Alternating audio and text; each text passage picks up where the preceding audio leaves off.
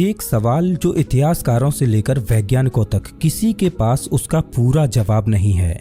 सवाल ये नहीं है कि इंसान ने घड़ी कब बनाई, सवाल ये है कि जब घड़ी नहीं थी तो तब समय चलता कैसे था। कल्पना कीजिए, आपकी आंख एक ऐसी दुनिया में खुलती हैं जहां कोई तारीख नहीं होती, कोई सोमवार नहीं, कोई नया साल नहीं और ना ही घड़ियां या कैलेंडर।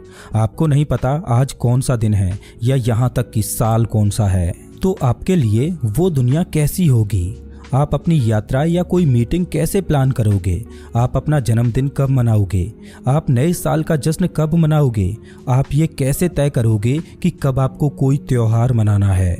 लेकिन जब आप अपने आसपास के लोगों को देखते हो तो आप देखते हो कि फिर भी लोग जी रहे हैं, खेतों की बुवाई कर रहे हैं, भविष्य की भविष्यवाणियां कर रहे हैं, युद्ध की तारीख तय कर रहे हैं।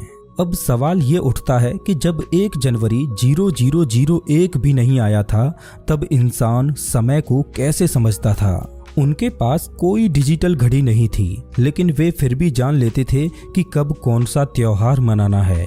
कैसे? क्या उन्होंने सितारों से बात की थी या कोई और रहस्यमय तरीका था जिससे वे वक्त को पकड़ पाते थे? कुछ लोगों का मानना है कि हमारे पूर्वजों के पास कोई छुपा हुआ ज्ञान था जिसे वक्त के साथ खो दिया गया। क्या हम उस ज्ञान को वापस खोज पाएंगे? क्या कभी आपने ये महसूस किया है कि घड़ी की टिक टिक असल में आपकी रूह पर एक कैद है?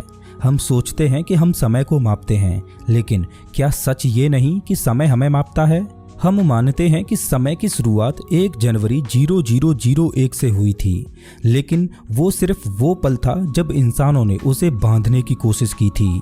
असल में समय उससे बहुत पहले श्वास ले चुका था, पर उसकी भाषा कोई नहीं जानता था। हजारों साल पहले जब इंसान आसमान की ओर देखते तो उन्हें कुछ बदलाव महसूस होते, जैसे रात में चांद का दिन प्रतिदिन छोटा या बड़ा होना, दिन में सूरज का एक दिशा से निकलकर दूसरी दिशा में अस्त होना, रात में तारों की स्थिति का बदलना।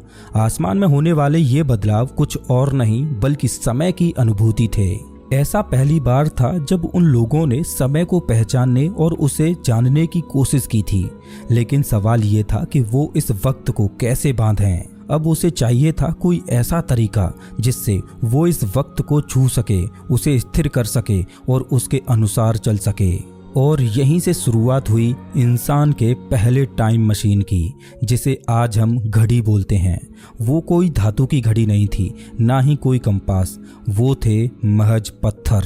आप सोच रहे होंगे कि पत्थर वो कैसे समय को माप सकते हैं, लेकिन इसका जवाब और भी अजीब है। प्राचीन सभ्यताओं ने ऐसे विशाल पत्थरों को खड़ा किया जिन्हें किसी दिशा में नहीं बल्कि सूरज की परछाई के हिसाब से लगाया गया था। हर दिन सूरज अलग कोण से निकलता था और जैसे जैसे दिन बीतते तो पत्थरों की परछाई भी बदलती जाती। लेकिन साल के एक खास दिन वो परछाई ठीक उसी बिंदु पर गिरती थी जिस पर हजारों किलो के वो पत्थर रखे गए थे। आप इसे क्या कहोगे, एक संयोग या किसी रहस्य की कुंजी?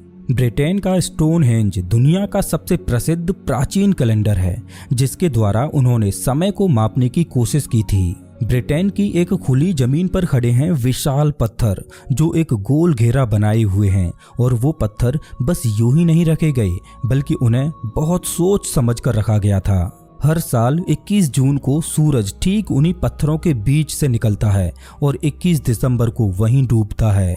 ये था उनका तरीका मौसम और समय को मापने का। कोई घड़ी नहीं, कोई कैलेंडर नहीं, बस सूरज और पत्थर। साल 2022 की एक स्टडी के